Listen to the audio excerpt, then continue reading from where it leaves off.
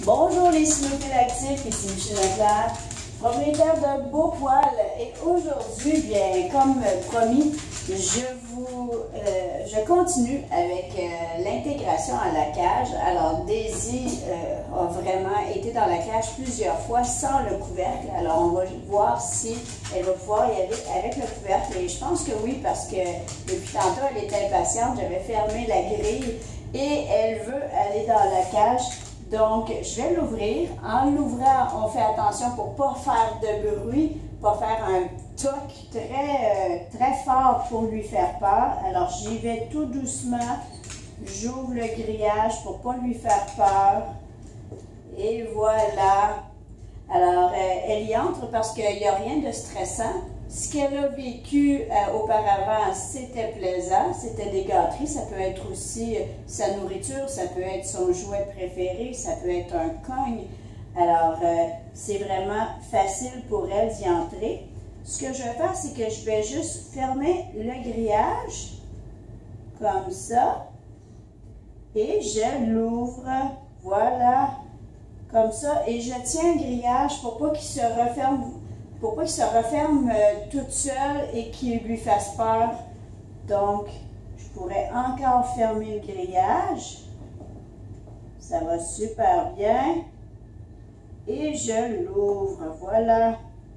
Et je m'assure qu'elle sort quand elle jappe pas, quand elle pleure pas. Alors, si je la laisse sortir, c'est parce qu'elle est tranquille et puis qu'elle est bien. Parce que sinon, à chaque fois qu'elle va vouloir sortir, elle va se mettre à japper et ça, on ne veut pas ça. Donc, je vais faire la même chose. Je vais fermer la grille. Attention, Daisy. Voilà. Alors, on va laisser Daisy aller à l'intérieur.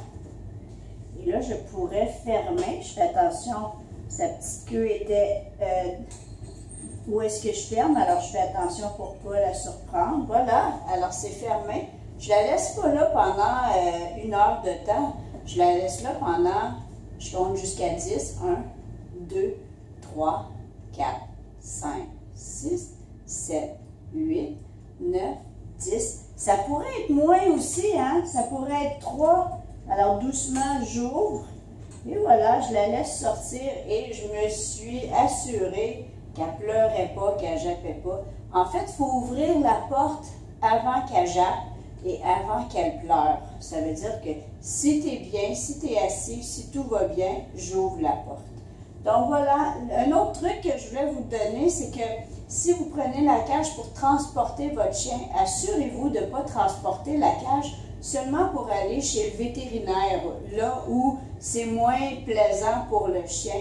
Donc, assurez-vous que la cage correspond à quelque chose de positif aussi, même si on sort. C'est sûr que de temps en temps, on peut aller chez le vétérinaire, mais si vous prenez la cage toujours pour aller chez le vétérinaire, c'est clair que votre chien va associer la cage au vétérinaire et là, c'est sûr qu'il ne voudra plus y aller.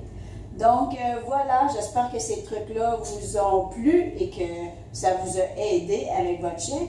Alors, si vous avez des questions, vous pouvez me les dire sous cette vidéo. Et puis, si vous connaissez quelqu'un qui a de la difficulté avec son chien et la cage, eh bien, partagez cette vidéo.